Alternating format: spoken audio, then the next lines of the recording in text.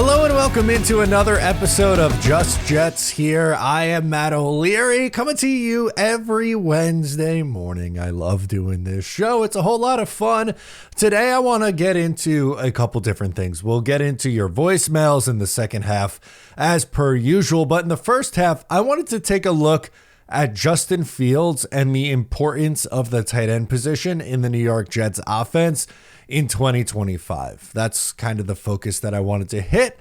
We're doing a little bit of a deep dive, so I hope you indulge me and I hope you like the episode. So let's get into it. Justin Fields is going to be the New York Jets starting quarterback in 2025 after he was signed. That became pretty obvious with the money that he got and the assumption that Tyrod Taylor will be the backup quarterback, which is fine. He's more than capable as a backup quarterback in the NFL. We'll see what they do with their QB3, whether it's Jordan Travis or whether they go through the NFL draft and decide to take someone at some point. But what I wanted to do was make the case for tight end being a major piece of importance to the 2025 New York Jets offense. And where I'm going to start is I looked at a study that was done from the year 2021 through 2023, which was Justin Fields' first 3 years in the NFL. He started for the Chicago Bears, a majority of those games. There were a couple where, he missed a handful of games, but he was the starter for a majority of the 21, 22, and 23 season. He would then start 6 games for the Pittsburgh Steelers in 2024. But this specific study, I think, is a good barometer for what you could expect Fields to do as a passer. And look, let's be honest, Fields has a ways to go as a passer. That part of his game has not translated as well from college at Ohio State to the NFL. But here's some trends from Justin Fields as a passer through his first 3 years in the league. Justin Fields targeted the tight end position 24% of the time when passing, which was the 4th most in the NFL, only trailing Lamar Jackson, Patrick Mahomes, and Kirk Cousins. I was a little surprised to see Kirk Cousins' name in there, but nonetheless, the 2 names in front of him, Lamar and Mahomes, they have 2 very good tight ends in Mark Andrews and Travis Kelce, and Kirk Cousins, well, he's kind of just the old school, gonna feed the tight end. Now, comparatively, if you were to look at how he targets the wide receiver position, he targeted wide receivers on only 57% of his passes, which was the 5th fewest in the NFL. 57%, obviously higher than 24%, but you have to take into account that most teams have 1 starting tight end, maybe 2 are involved in the passing attack, but there's like 4 wide receivers that are usually the funnel hogs through an offense. And we've seen numbers up as high in the 70s when targeting wide receivers, but 57% is a low number when you consider the data and how many quarterbacks in front of him on this list really tend to focus in on the wide receiver position. So it's pretty well established that he's comfortable targeting tight ends across the middle of the field. That's where he has found the most success as a passer in the NFL, and I'm hoping that his game evolves. But I do think it's important for the Jets, Tanner Engstrand as the offensive coordinator, to put his quarterback in a position for success. And to me, the way you do that is have an offense where you have a good tight end that would likely be number 2 or 3 at the absolute lowest. Depends on how much they use Breece Hall in the passing attack, but let's assume number 2 behind only Garrett Wilson. Garrett Wilson, I would expect to get, his 120 targets, catch, 95 to 105 passes, and you go on your merry way from there. But at the tight end spot, a little bit different. Like, let's take a look at the tight ends that Justin Fields has worked with in his career.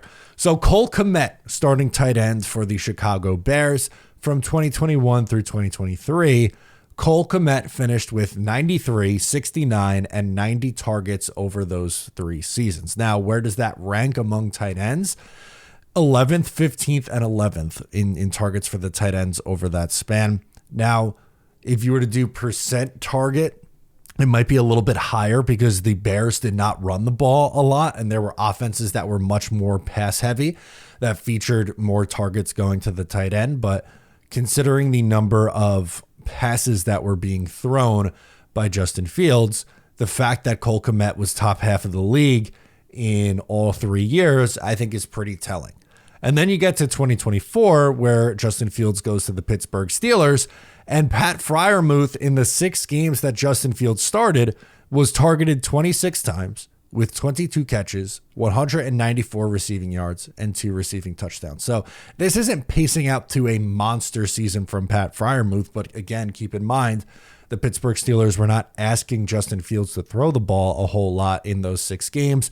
That would put him on pace for 74 targets on the season. So in the 4 years, let's use the pace stats from Pat Freiermuth over a 17-game season with Justin Fields.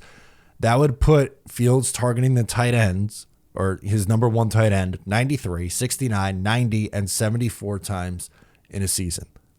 That is pretty heavy dosage to the tight end group. And then you consider the Jets wide receiver room. It has Garrett Wilson and a whole lot of question marks after that. I like the idea of adding Josh Reynolds. Is he a number 2 wide receiver for you? I don't know. Are they going to keep Alan Lazard? Mixed signals on that one. I would think you move on from Alan Lazard, but maybe they keep him. And that's not great because, yes, he fits the bill as an outside receiver who can block well, but has major drop concerns. The leader in drops and drop percentage each of the past 2 seasons. Not ideal. So tight end is going to have to be a position that the Jets look to address. And unfortunately, right now, all you have in this tight end room is Jeremy Ruckert and Stone Smart. And look, I was a big fan of Jeremy Ruckert coming out of school. I love the story. The reality is, in 3 years, he hasn't really shown anything to make you believe that he could be a leading tight end in any tight end room. Same thing for Stone Smart. Did he come on strong at the end of the year? And is there pass catching upside from Stone Smart? Yeah, of course there is. But that's, a flyer that you're taking a chance on. Jeremy Ruckert and Stone Smart combined both of them for 47 targets a year ago. One of those guys or both of them are going to make up the difference to get you to 74, 93, 69, or 90 targets in a season. So that makes you think that they're going to have to address tight end in the NFL draft. And I know that's not breaking news here. I'm not coming on this show on the podcast and coming up with this completely out of the blue concept that the Jets need to draft a tight end. But I just think, that it's got to be a focal point for this team early in the draft. And I think you can make a case for drafting a Tyler Warren, which is why I've done so many times. If I get it, Armand Membu would not be a bad pick either. I've talked about him at length for an option for the New York Jets.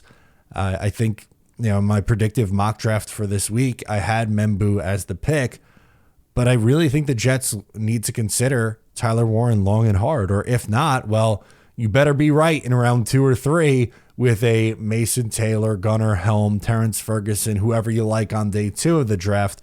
And they better be able to come in here and be productive in day 1. And it's not just Justin Fields and what we saw from Cole Kmet and Pat Freiermuth in, his career as a passer. Look at Tanner Engstrand and the Detroit offense over the last 2 years.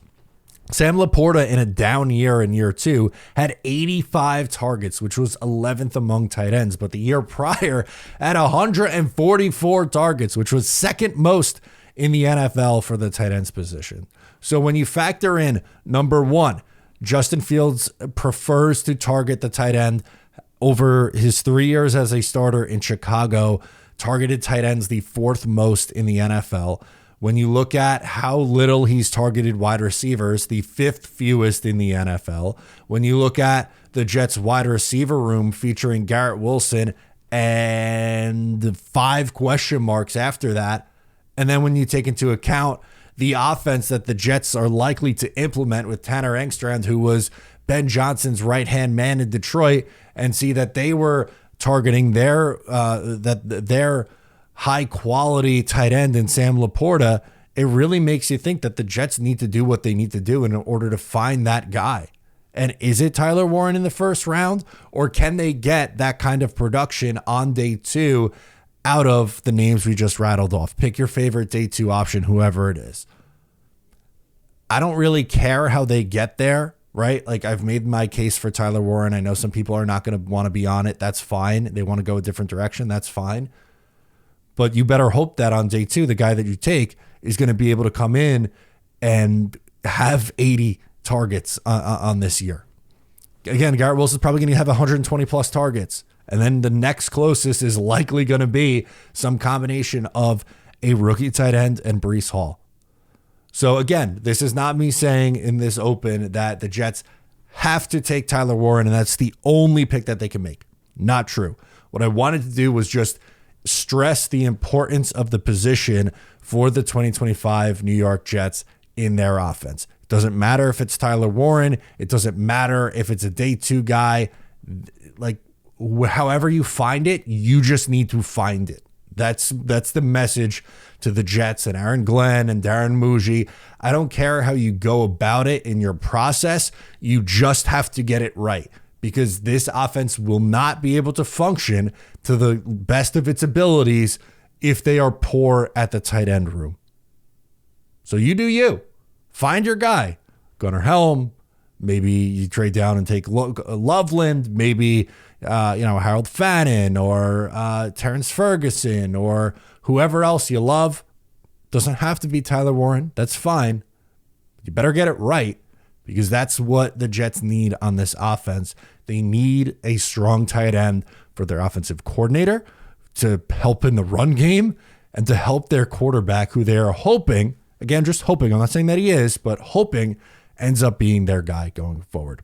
So with that in mind, let's get into your voicemails and talk some NFL draft, some late stage free agency stuff. We're going to get started with our guy, Dano. Shout out Dano, big supporter of mine. Make sure to check out his channel as well, Danger Zone. And let's talk NFL draft trade. Let's hear him out. Matthew, what's up, my dude? This is Dano calling from the Danger Zone. Question for you. Ashton Genty and Patrick Mahomes in the same backfield, man. Why wouldn't the Chiefs barter their 2026 first rounder to go up and get him? That would be such a dynamic backfield. And I ask you, as a Jet fan, would you be willing to slide that far? Especially considering it would definitely get you a first rounder in 2026, albeit a late one. It would get you a 2 this year, probably even get you a 4 this year. So we're talking a pick swap, a 2, a 4, next year's 1. It's the kind of move we would need, the kind of move they would need. Thoughts? I'll hang up and listen. Thank you, Dano, for the call. This is really interesting. Now, I have a little bit of concern, I'm not going to lie to you, about moving back that far in the draft. But let's talk through the positives of making a move like this. You pick up a first-round pick in 2026, and I think most are assuming the Jets are going to need to find their franchise quarterback in the 2026 NFL draft. If that's the case, they might need to trade up. So if they have an additional first-round pick, that would give you the ammunition to move up in the draft and potentially take your guy. So that's part of it. It also helps because you're gaining another mid-round pick in this year's draft to target and fill out the rest of your roster. So I think we first start by talking some names that might be available for you around pick number 31, because that's what it would be, the Chiefs' first round pick. On the offensive line, Josh Connerly, I think, would be out of Oregon. The right tackle would be maybe my preferred option on just looking at likelihood. So you could potentially fill right tackle there. Maybe you get lucky and either a Matthew Golden or a Mika Ibuka or a Luther Burden, one of those guys at wide receiver, could be there. Do you take a tie? That might be early for a guy like Tyleek Williams, but someone like that. Maybe instead on the interior defensive line, you're looking at Derek Harmon or Walter Nolan. But for this exercise, I'm going to say it's Josh Connerly at 31. From there, you would then have 42 and then pick number 63 in the draft at that point. So we've talked a ton of, you guys know most of the names hanging around 42. That might make some sense for the New York Jets. Tyleek Williams, interior defensive lineman out of Ohio State. You're probably looking at Mason Taylor. You're probably looking at a Jaden Higgins, Alfred Collins. You might even be looking at a Jack Besh, a wide receiver out of TCU. And then names for the later on in the second with that 63 pick. Maybe Collins is still there. Maybe one of the two wide receivers that I mentioned as well, like a Jaden Higgins or a Jack Besh. I think that's maybe a little bit optimistic, but Elijah Arroyo, Mason Taylor, Gunnar Helm, Harold Fannin, Jalen Noel, someone like that. Terrence Ferguson, that might be Terrence Ferguson. You probably could get at pick number 73. So maybe not Terrence Ferguson. But the point being, essentially what you're doing is you're taking your hit this year, moving from 7 to where you can get a Tyler Warren or an Armand Membu, and foregoing that and saying, you know what, I'll take the first round pick next year. Instead, I'll take my swing on a, let's say, Josh Connerly, Jack Besh, and I don't know who else.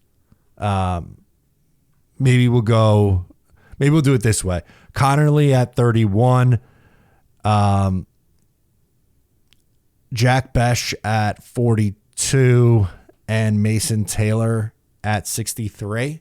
Maybe that's the way they do it, or you flip those two in the mid-round.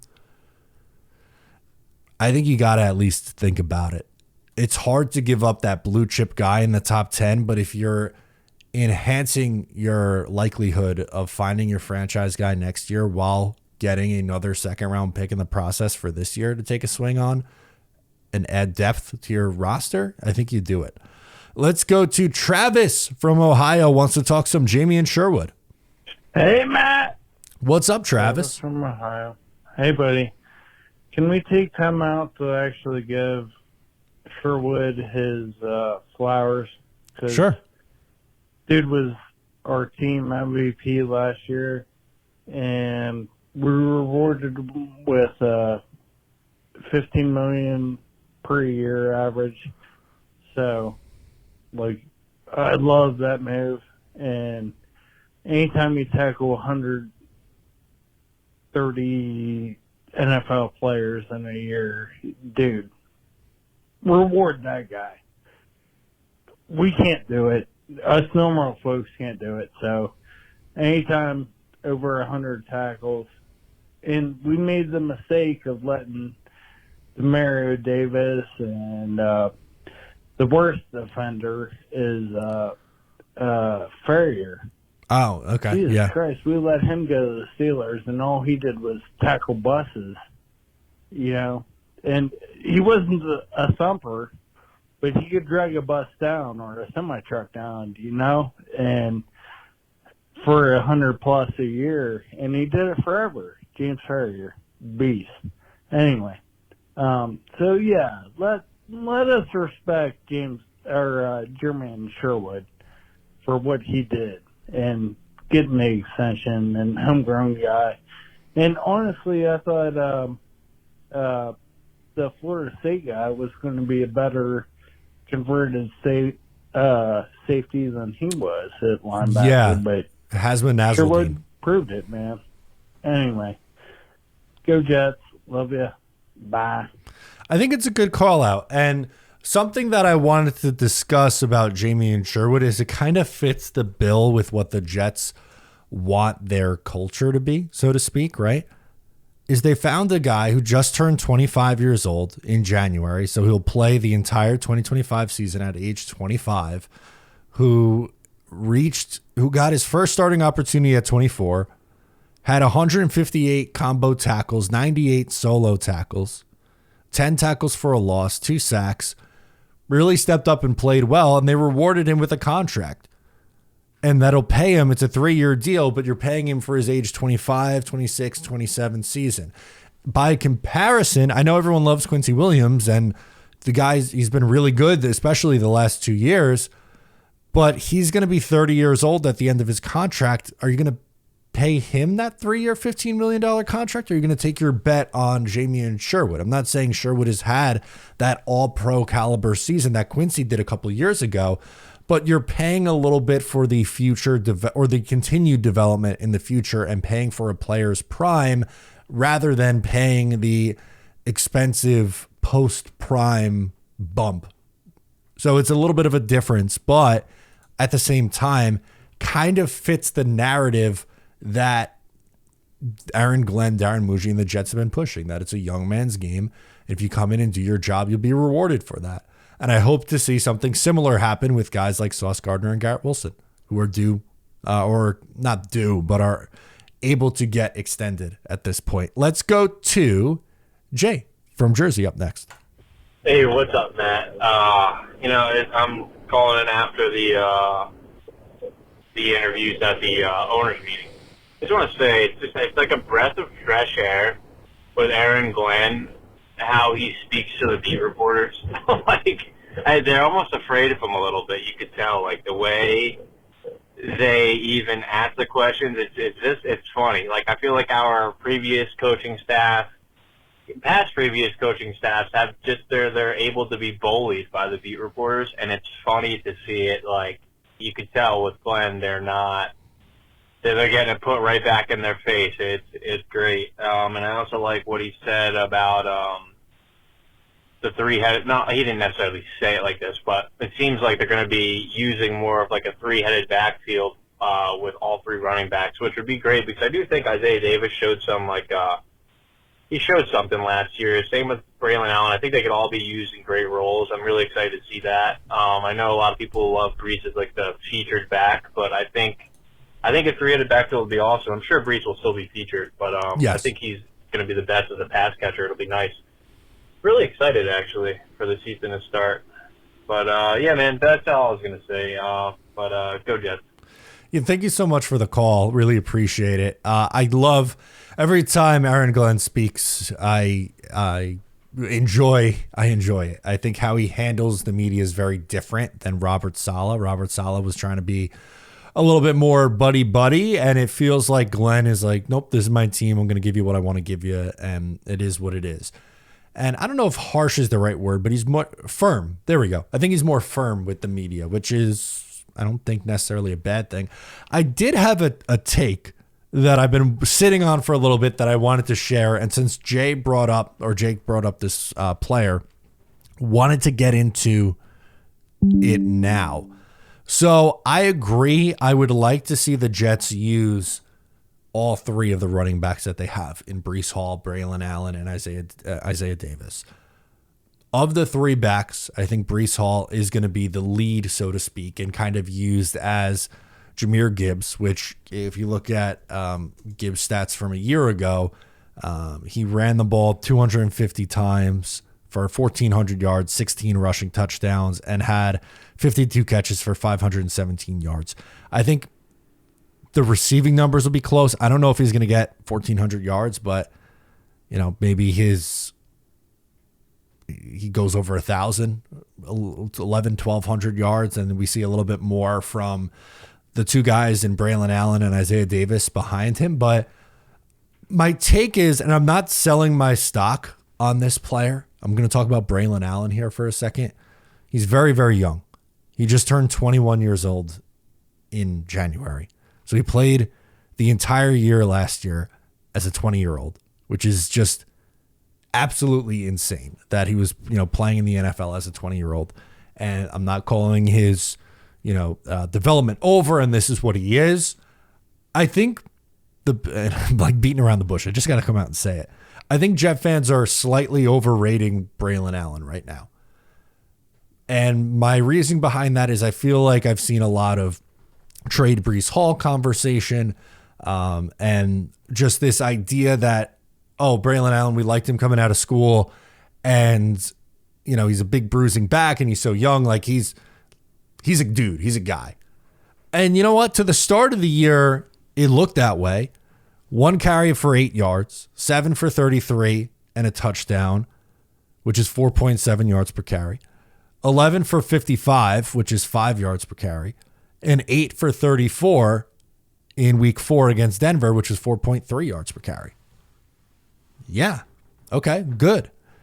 After that point, though, from weeks 5 through week 17, Braylon Allen averaged 3.1 yards per attempt and had 8 games out of 17 last year where he averaged under 3 yards per carry against. He had 2.6 against Minnesota, 2.7 against Buffalo, 2 against Pittsburgh, 2.7 against New England, 2.3 against Houston, 2.2 against Seattle, 2.5 against Jacksonville, 2.5 against the Rams. And he's not getting a ton of carries, so that does play a factor in it. And again, want to make this abundantly clear. I'm not selling my Braylon Allen stock, but I'm not ready to anoint him as the guy after 92 carries in year 1, where he had 3.6 yards per attempt, and when in 8 of those games had a yards per carry or yards per attempt of under 3. So I'd like to see more from him in year 2. I think he can do it, and I think he will be better in year 2. I'm just not ready to maybe anoint him as much as others are. I'm not even saying that Jake was saying that here. I do think that they use all 3 of their backs. I honestly was just more impressed from what we saw from Isaiah Davis a year ago. I thought he looked impressive. 30 carries, 174 yards. He averaged 5.8 yards per attempt, which was the highest among any of the 3 Jets backs. You didn't really get to see a ton of him last year, but down the stretch, 10 carries for 40 yards against Miami, 4 yards per attempt. 5 for 24, 4.8. 3 for 12, 4.0. 3 for 35, 11.7. 4 for 41, 10.3. And then there was a 3 carries for 6 yards game against New England where he averaged 2.0 yards per attempt. But I thought Isaiah, again, only as a rookie, but I thought Isaiah Davis actually showed me a little bit more than Braylon Allen did a year ago. But to Jake's point here, yeah, use all 3 backs and run the hell out of the football, please, in 2025. Let's do Peter from Hudson Valley. He wants to talk draft options. Hey, Matt. It's Peter calling from the beautiful Hudson Valley on this Monday evening. With the owners' meetings going on this week, so all the press conferences from Muji and Glenn, like a lot of what they've said. Certainly keeping AVT at guard, I think, is a good thing. Me too. Wanted to get into some of my own mocks now that we really are starting to focus on the draft, and so is the team, obviously. And I think the consensus would probably be to take Tyler Warren at 7, but obviously if they took Armand Member, no one really should say boo about it, because then you fill out the offensive line, and you've got other tight end options in the draft. If they do, let's say, do Tyler Warren in the first, and then do someone like Xavier Watson in the second, because as I've been saying, I've been banging the drum for a good strong safety, so they need someone to, be opposite Cisco there, and I think that would fill that need. And then in the third round, you take someone like Ozzie Trapillo, then you fill out the offensive line that way. But you still haven't obviously gotten yourself a weapon at wide receiver. And I still don't understand why Muji and Glenn are thinking that maybe Lazard will stay if they can get him to a renegotiated contract. He frees up $6 million at rate to sign in the entire draft class for this year. But here's one name I wanted to get your thoughts on. In the 4th round, Savion Williams out of TCU is 6'5", 225. He would be that kind of boundary receiver that can obviously replace Alan Lazard.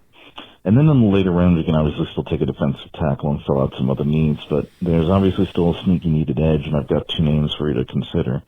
Savion Jones out of LSU is 6'6", 280, and Tyler Batty out of BYU is 6'5", 275. And the reason I suggest those guys is maybe they can be Michael Clemens replacements.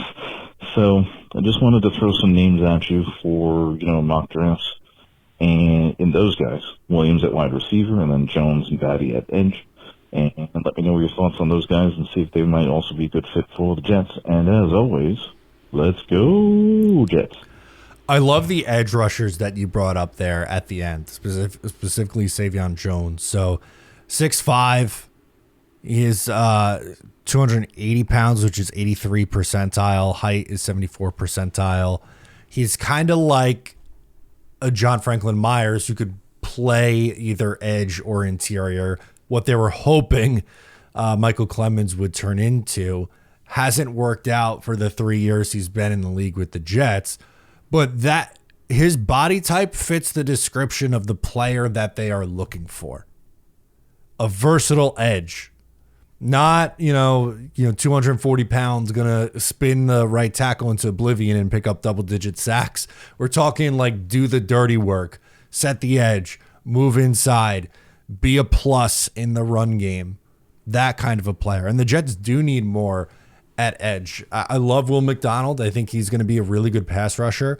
I'm still high on Jermaine Johnson as well, but we don't know what he's going to look like at the beginning of the year from this injury. The Achilles takes a while to come back from. I wouldn't be surprised if it takes him a few weeks early on in the year to really get going. So they probably need another veteran. Now, granted, there are some veterans still kicking around. And then, I agree. Take someone on day 3 of the draft on the defensive line and help you, provide some more stability there. Wide receiver was an interesting one, too. I think my guess would be look at the bigger outside receivers more so than the smaller slot gadgety guys, which is what the opposite that they did a year ago. They took Malachi Corley, who is pretty much played exclusively in the slot and was a gadget player at Western Kentucky. I don't think they're going to go down that road. I would imagine it's going to be that boundary Z type of receiver of the mold of an Allen Lazard, of the mold of a Josh Reynolds. Stylistically, like if you hit someone and they're even better than what those two guys have been in the league, great. But just from a body type and play style point of reference, it's likely to be more along one of those two than it would be a duplicate of what Malachi Corley or like an Xavier Gibson is for you. Let's close out with PG from Long Island, wants to talk some Justin Fields here. Hello, Matt O'Leary. PG from Long Island here. How are you, Thank sir? you, as always, for taking my call, and thank you for answering my question last week about the number 7 pick and who you would take if you were the GM and those 4 guys we talked about are available. I will disagree with you a little bit. Okay. If it was me and Mason Graham was available, he would be the pick. Good with that. Just because I think he has the best chance of becoming an all-pro. That's what you want in a top 10 pick. My second pick would be Mendu. And the reason I would pick him over Tyler Warren is a little bit of positional value, but also the fact that in this draft, the tackles fall off a lot quicker than the tight ends. So you would be able to pick Mendu and then get a quality tight end hopefully later in the draft. Evidently, it's a tight end draft, heavy tight end draft. So that's why I would not be unhappy with Tyler Warren. Don't get me wrong. Every time you put on Penn State this year, the kid just, crashed out through the TV. He's just he's dominant in games, and it'd be fun to have. I just think for the long run, Jets would be better with Mendu if Mason wasn't there. That's fine. Second thing I want to talk about is Justin Fields. The more I see and hear about the kid, the more I like him. He wasn't actually benched in Pittsburgh. Wilson came back. Wilson was the starter. Wilson was injured. But when they made that switch, it had a lot to do, and I remember reading at the time that him not seeing the field to the liking of Tomlin. He had some flaws there, missing open receivers, not even seeing them. Yep. when that did happen, he said, well, I didn't do enough to keep the job. He's a high character guy, by all accounts, never complained in Pittsburgh or in Chicago. Supposedly he's a very good leader. Again, very high character. I'm happy. I wasn't still thrilled when it happened, but I'm happy now. I'm actually excited about them signing him. Question to you, Matt O'Leary, is what's his ceiling? Could he be the guy that we've been looking for all these years and become the franchise quarterback? Let me know. And as always, Matt O'Leary, go Jets. Thank you so much for the call. And I don't blame you for wanting to go Membu or Mason Graham. It's really hard to come up with a wrong answer from the four guys that you gave me on last week's show. Now, if we're talking ceilings for Justin Fields, and not expectation, before you jump me, anyone in who's watching this or listening to this, before you jump me, if we're talking ceiling, best case scenario, maybe like a Jalen Hurts type of season. He's not going to throw for a ton of yards, but like, I don't know. Last year he played 15 games, had 2,900 yards, 18 touchdowns, 5 picks, 193 yards a game. Something along those lines. Now, that paced out over 17. Maybe we should look at that because clearly that's a different number here. He was inactive the last 2 weeks of the year with injury, but paced over 17 games, 3,290 passing yards, 20 touchdowns, 6 picks, another 307 yards, although I would think that Justin Fields would have more rushing yards. And he had 16 rushing touchdowns. I don't know if we're going to get 16 rushing touchdowns from Justin Fields, but maybe, I don't know, 20 passing touchdowns, 8 to 10 rushing touchdowns, and the rushing yards number around 600 to 700. And then you're going, all right, like, let's see what this is again next year in 2026. If not, if it's more of the same, like, so let's look at Justin Fields' last year as a starter in Chicago. He played 13 games, 2,500 yards, 16 touchdowns, 9 picks, 86.3 passer rating, and he ran for a significant amount of yards in 23, didn't he? Oh, no, 657 yards and 4 touchdowns in 13 games, mind you. But he had nearly 1,200 the year prior, 1,143 and 8 touchdowns in 2022. So maybe we'll call it 700 rushing yards and 8 touchdowns, something like that.